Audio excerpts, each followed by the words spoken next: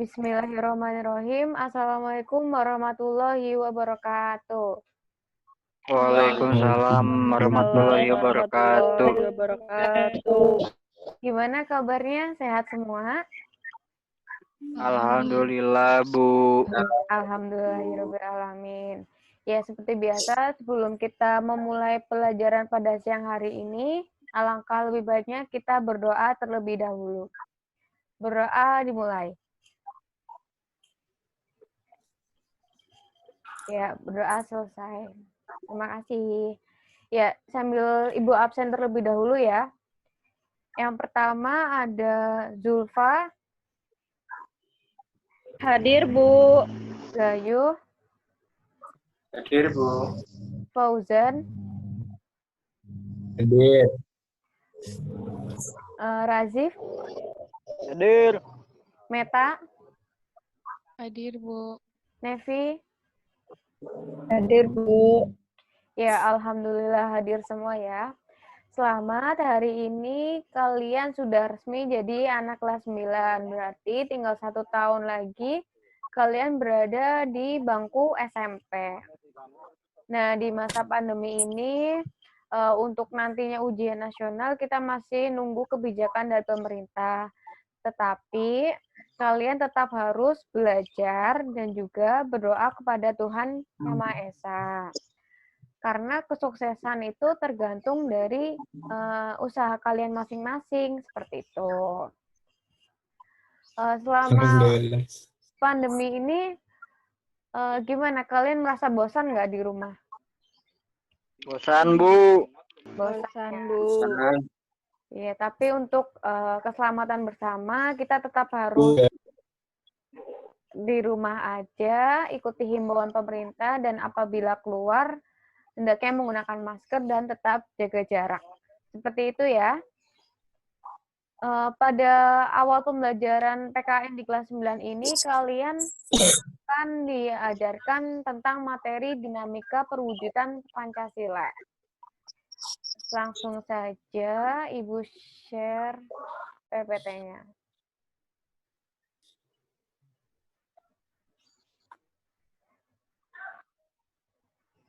Gimana? Kelihatan nggak? Belum, Bu. Belum ya? Udah. Udah? Ada, Bu. Jalan nggak? Berjalan, Bu. Ya. Oke, pada hari ini tujuan pembelajarannya adalah yang pertama, mensyukuri perwujudan Pancasila sebagai dasar negara. Yang dimana Pancasila itu merupakan anugerah dari Tuhan Yang Maha Esa. Selanjutnya, yang kedua, menunjukkan sikap bangga akan tanah air. Dan yang ketiga, mendeskripsikan ancaman apa saja yang ingin merubah Pancasila sebagai dasar negara. Nah, nanti di akhir pembelajaran ada beberapa tugas. Yang tugas yang pertama itu ada, kalian bisa buka profil Instagram Ibu, dan di situ bisa buka sorotan cerita. Di sorotan cerita itu nanti ada soal, silakan kalian untuk jawab pertanyaan dengan singkat-singkat saja. Selanjutnya di akhir pembelajaran untuk PR, kalian dapat mengerjakan melalui Google Form. Nanti linknya akan Ibu bagikan via WA ataupun via chat nanti ya. Chat yang ada di Zoom. Nah, kita ingat kembali materi waktu kelas 7 dan kelas 8. Di kelas 7, kalian telah mempelajari materi perumusan Pancasila dan pengesahan Pancasila. Selanjutnya di kelas 8, kalian mempelajari nilai-nilai Pancasila dan pandangan hidup bangsa. Tentunya untuk mempelajari materi di kelas 9 ini, yaitu dinamika perwujudan Pancasila, kalian insya Allah tidak akan kesulitan lagi karena sudah memiliki bekal materi berupa pengetahuan di kelas 7 dan kelas 8 itu. Suara Ibu masih jelas atau enggak? Sangat jelas, Bu. Jelas, Bu. Oke, terima kasih. Nah, sebelum kita masuk ke materi, coba di sini apa yang apa ya? Ada yang masih ingat tentang makna Pancasila sebagai dasar negara nggak?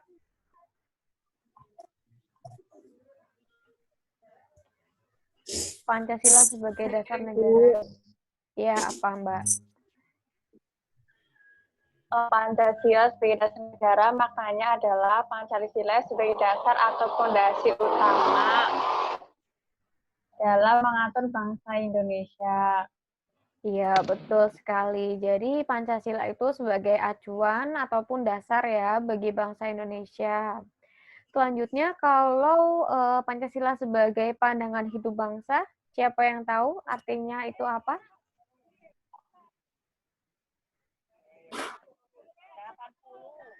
Ya,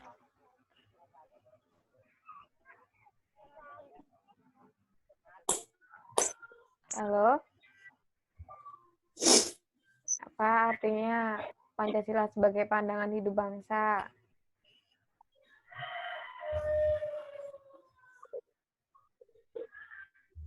Saya, Bu. Ya, silahkan. Pancasila sebagai pandangan hidup bangsa itu artinya sebagai petunjuk hidup bangsa Indonesia, Bu. Ya, betul sekali. Jadi, jika diibaratkan itu, Pancasila adalah pegangan hidupnya bangsa Indonesia untuk menyelesaikan segala persoalan serta masalah yang ada. Seperti itu ya. Nah, selanjutnya kita akan masuk ke materi.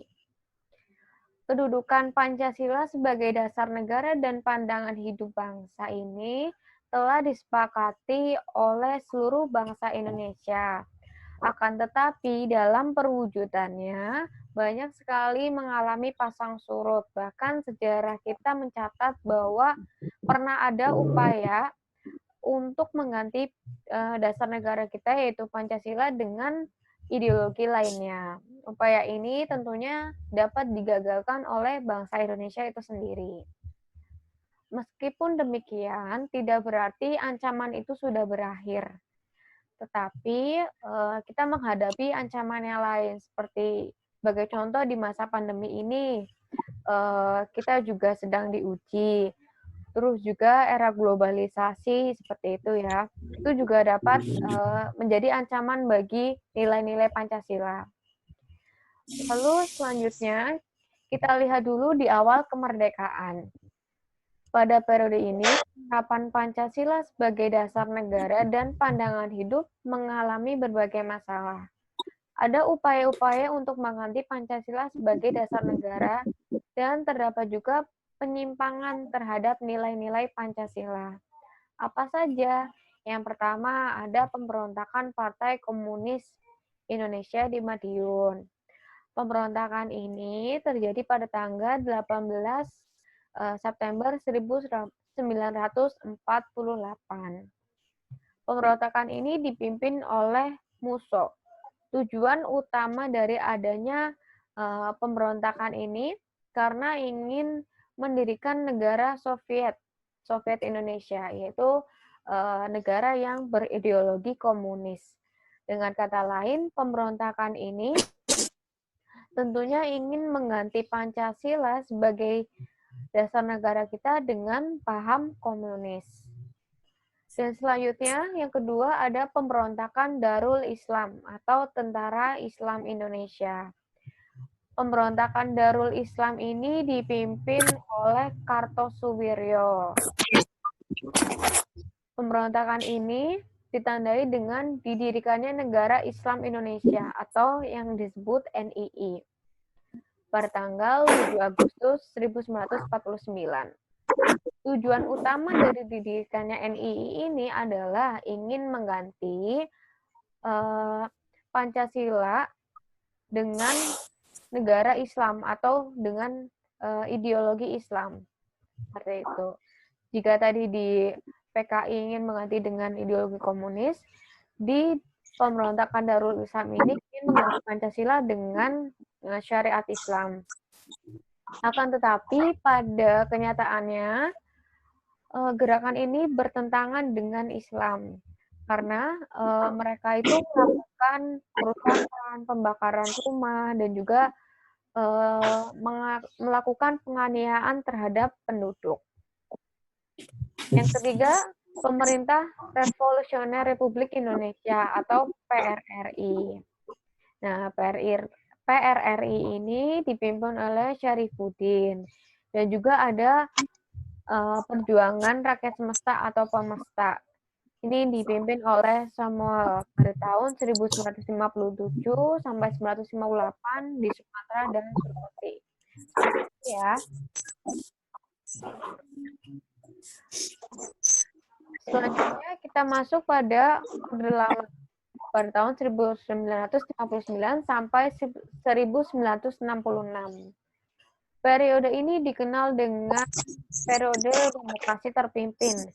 Demokrasi terpimpin merupakan sebuah sistem demokrasi yang seluruh keputusan dan pemikiran dalam pemerintahan itu berada di pemimpin negara. Pada saat itu, pemimpin negaranya adalah Presiden Soekarno. Demokrasi terpimpin dicetuskan oleh Presiden Soekarno karena pada saat itu banyak sekali gerakan separatis yang menyebabkan ketidakstabilan negara. Oleh karena itu, Presiden Soekarno mengeluarkan dekret presiden pada tanggal 5 Juli 1959. Coba di sini masih ada yang ingat nggak apa itu isi dekret presiden? 5 Juli 1959. Siapa yang ingat?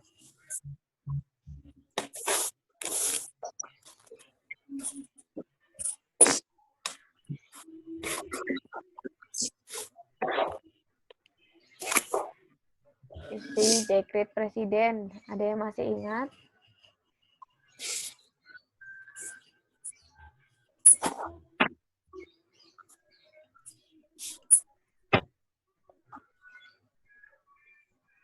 Ada, Bu. Ya, coba Fauzan.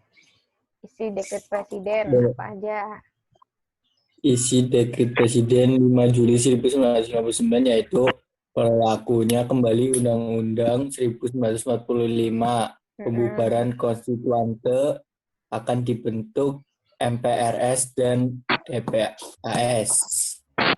Ya, betul sekali ya jawaban dari Fauzan. Tadi berlakunya kembali Undang-Undang Dasar 1945, terus ada pembubaran konstituante dan juga pembentukan MPRS dan DPAS.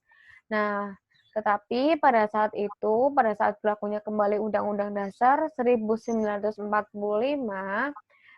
dalam pelaksanaannya terdapat beberapa penyimpangan. Nah, ini penyimpangan yang terjadi. Penyimpangannya antara lain yaitu Presiden Soekarno ditetapkan sebagai presiden seumur hidup.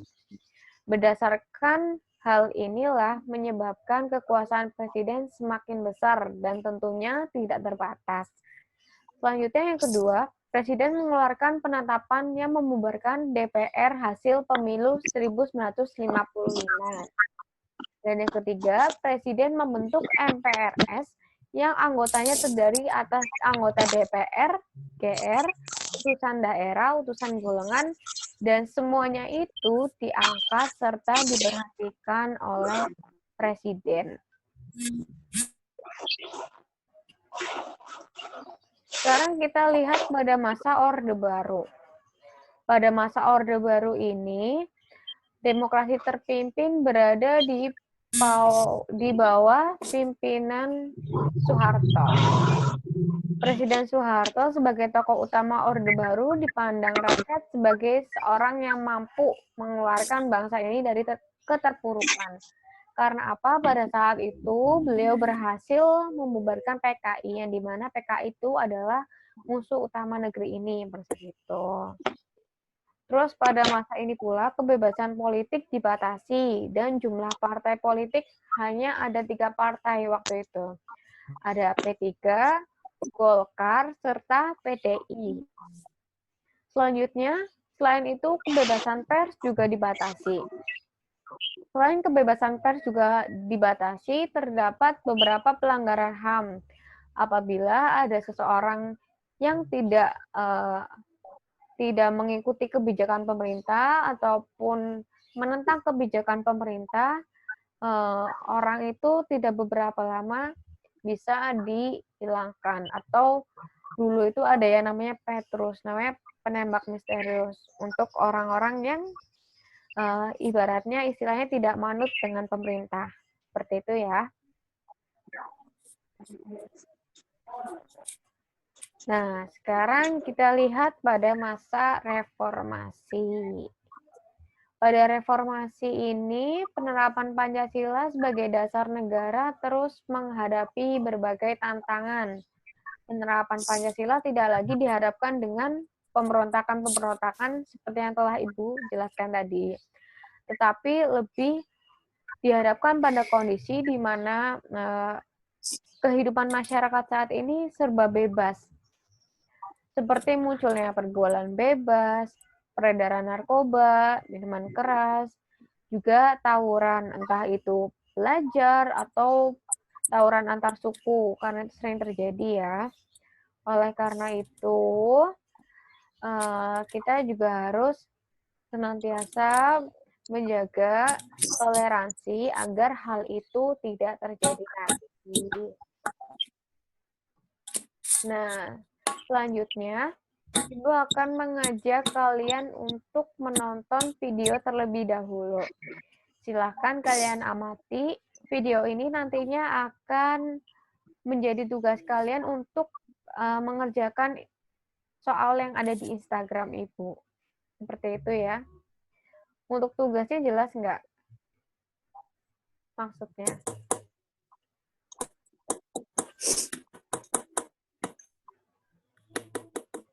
Jelas, Bu. Oke. Langsung Ibu mulai saja ya filmnya. Silakan diamati.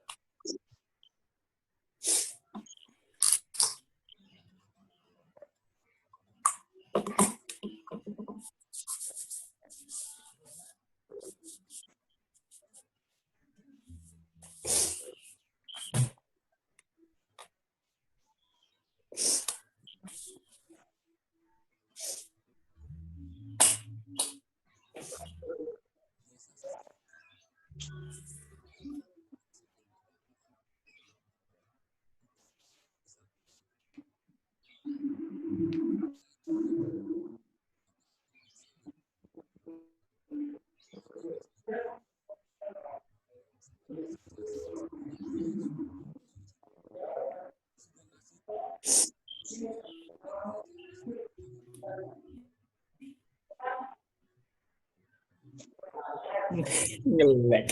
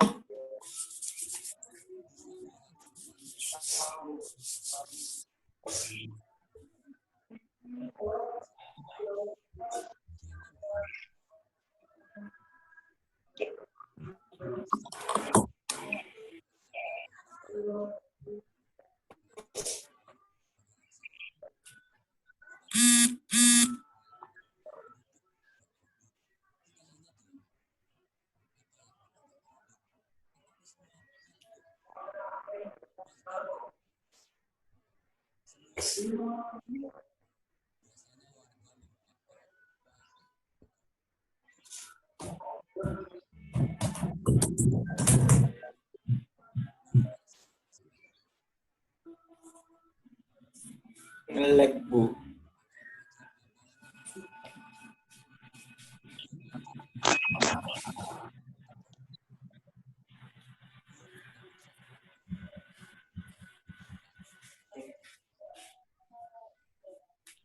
Ngelek, Bu. Ya, itu tadi videonya ya. Video yang telah Ibu sampaikan tadi. Nah, silakan sekarang kalian buka Instagram 5 menit untuk menjawab soal yang Ibu kasih. Siap, Bu. Jawabannya singkat-singkat saja ya.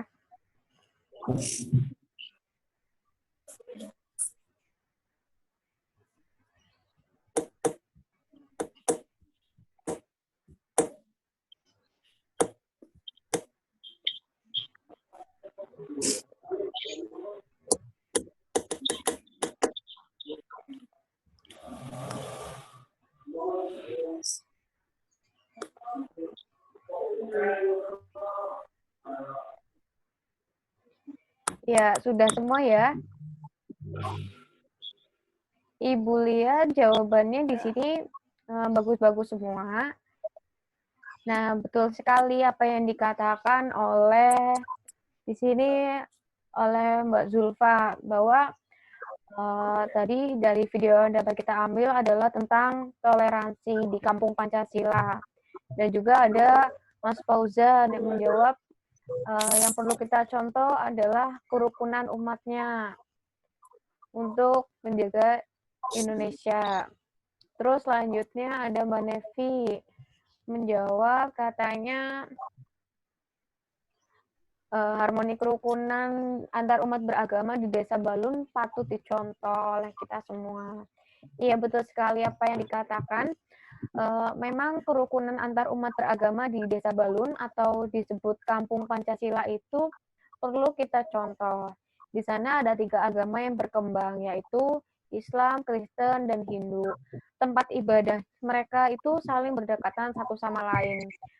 Kerukunan itu tidak hanya tergambar dari bangunan atau rumah ibadahnya saja yang berdekatan, tapi kegiatan dalam bertetangganya pun juga sangat bertoleransi seperti itu. Misalnya pada saat Hari Raya Nyepi, masjid-masjid tidak mengumandangkan azan, tetapi mungkin mereka di sana lebih menyesuaikan ya waktu sholat yang biasanya sudah pada paham.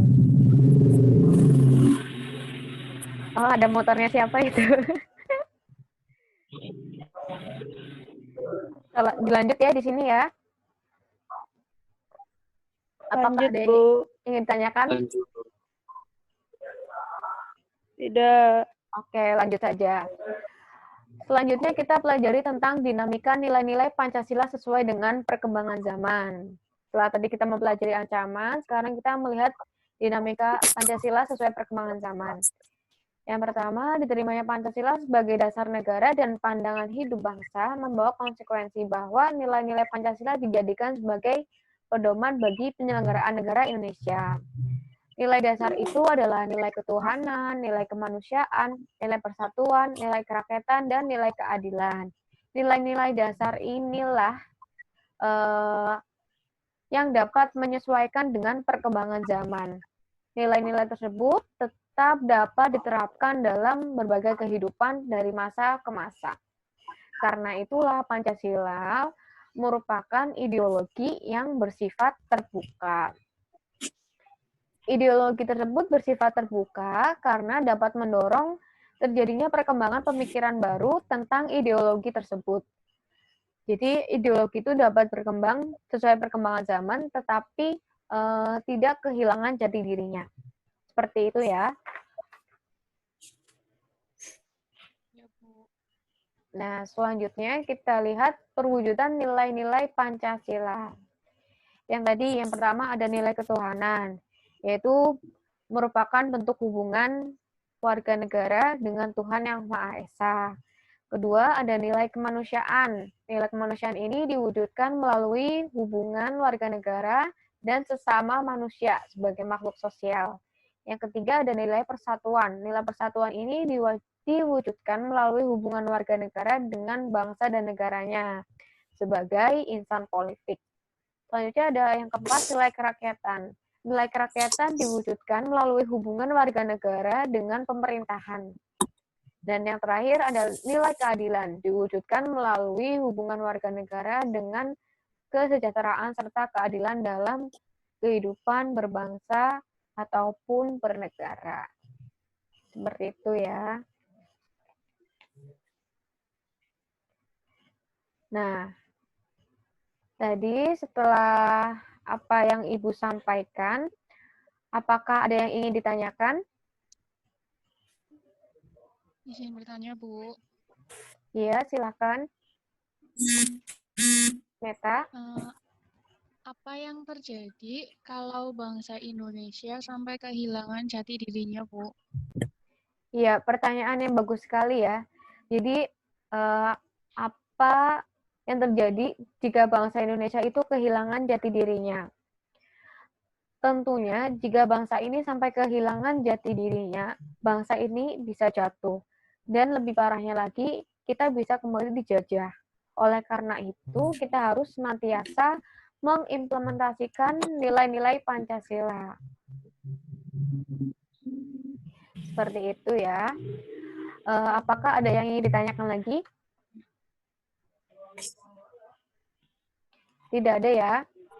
Nah, sekarang setelah kita mempelajari materi tadi, ada yang ingin Ibu tanyakan.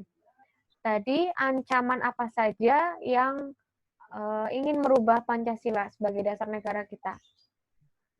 Coba, siapa yang tahu sebutkan.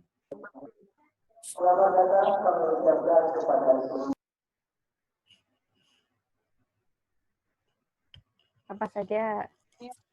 Pemberontakan PKI, Terus?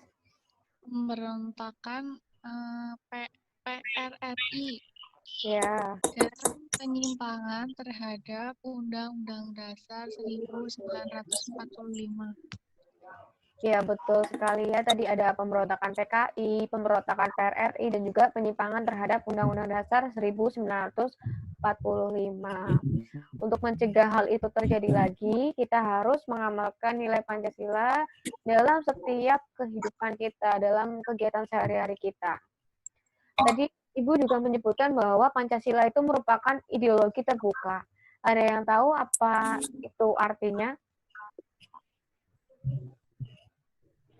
Ideologi terbuka, siapa yang tahu artinya?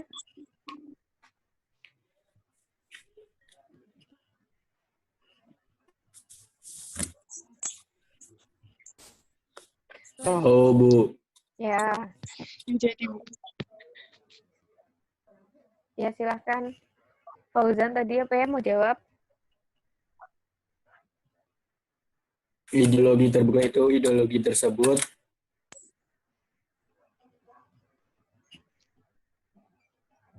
Macet.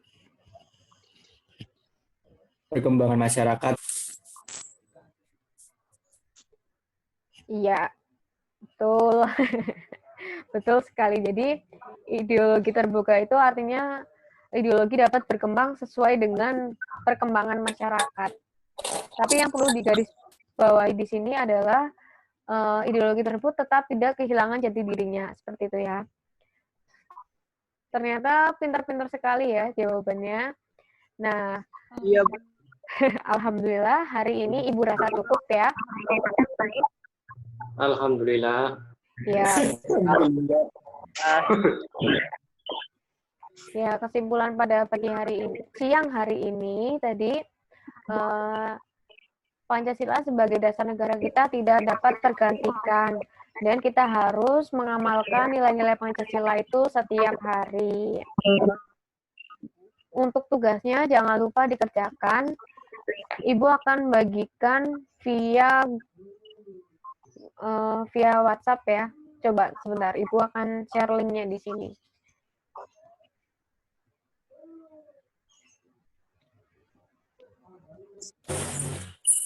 Bentar ya.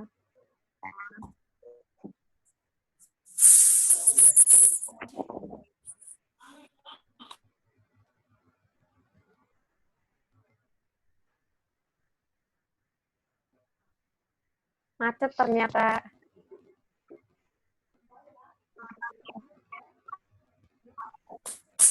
Nanti linknya Ibu bagikan lewat WA saja ya kepada ketua kelas. Ya, Bu. Ya. Terima kasih. Kurang lebihnya Ibu mohon maaf. Ibu tutup dengan bacaan hamdalah. Alhamdulillahirrahmanirrahim. Alhamdulillahirrahmanirrahim. Wassalamualaikum warahmatullahi wabarakatuh. Waalaikumsalam warahmatullahi wabarakatuh. Nah, tuh.